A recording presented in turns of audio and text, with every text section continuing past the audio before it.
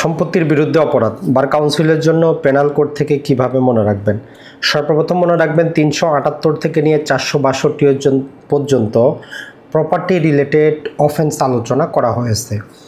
নামগুলো কিভাবে মনে রাখবেন, দেখেন একটা প্রপার্টির বিরুদ্ধে যখন অপরাধ হয় ওইরকম ক্ষেত্রে বাস্তবে ফিজিক্যাল প্রপার্টিটার ক্ষতি হইতে পারে, অথবা যিনি অপরাধ করেছেন উনি নিয়ে যাইতে পারে, অথবা এমনও হইতে পারে যে প্রপার্টিটা আপনার কাছে আছে, কোনো প্রকার ড্যামেজ হয় নাই, ক্ষতি হয় নাই, ফিজিক্যাল স্ট্রাকচারের পরিবর্তন হয় নাই, কিন্তু অবৈধভাবে আপনার প্রপার্টিতে আসার কারণে আপনার একটা অধিকার নষ্ট হয়েছে। যে প্রপার্টিটা আপনার ছিল, যেখানে অন্য কেউ আপনার অনুমতি ছাড়া আসতে পারতো না, ধরতে পারতো না, সেটা লঙ্ঘিত হয়েছে। তো এটাকে আমরা বলি যে সিটি মানে ক্রিমিনাল ট্রেসপাস, অপরাধমূলক অনুপ্রবেশ।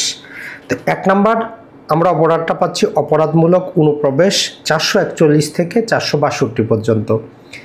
এরপরে আমরা এখন চিন্তা করি সম্পত্তির বিরুদ্ধে অপরাধ হচ্ছে, অপরাধী কি লাভবান হচ্ছে? এই যে বাস্তবে ফিজিক্যালি সম্পত্তিটার সাথে উনি একটা অপরাধ করতেছেন, যদি লাভবান না হয় তাহলে কি এমন অপরাধ আছে যে উনি করতেছেন? সেটা হচ্ছে সম্পত্তিটা ধ্বংস করে দেওয়া, জ্বালিয়ে দেওয়া, ক্ষতিগ্রস্ত করা, ড্যামেজ করা, মূল্য কমিয়ে দেওয়া, যাকে আমরা বলি যে বিনষ্ট বা মিসচিফ বা ক্ষতি, যেটা 425 থেকে নিয়ে 40 পর্যন্ত। এখন অপরাধী লাভবান হবে। তো এখন যে অপরাধী লাভবান হবে, অপরাধ করার ইচ্ছাটা তার কখন জাগলো?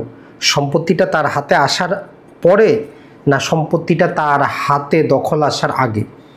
যদি তার হাতে আসার পরে অপরাধ করার ইচ্ছা জাগে, দুইটা অপরাধ হইতে পারে।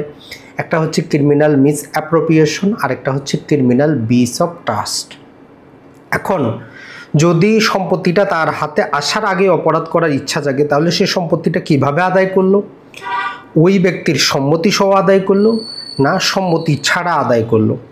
এখন যদি ওই ব্যক্তির সম্মতি ছাড়া আদায় করে তাহলে আমরা বলবো সে চুরি করেছে।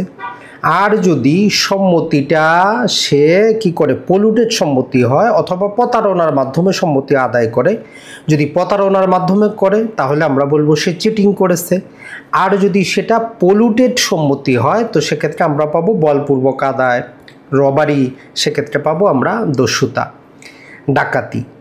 এখন এর মাঝে আমাদের আরেকটা দুটো জিনিস বাকি আছে। একটা হচ্ছে যে স্টোলেন প্রপার্টি 410 থেকে নিয়ে 14, আর একটা হচ্ছে ডিসপোজিশন, ফ্রডুলেন্ট ডিড এবং ডিসপোজিশন অফ প্রপার্টি, যেটা 421 থেকে নিয়ে 24 পর্যন্ত।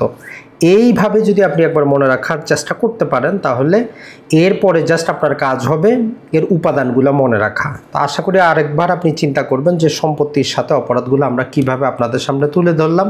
আশা করি অবশ্যই উপকৃত হবেন।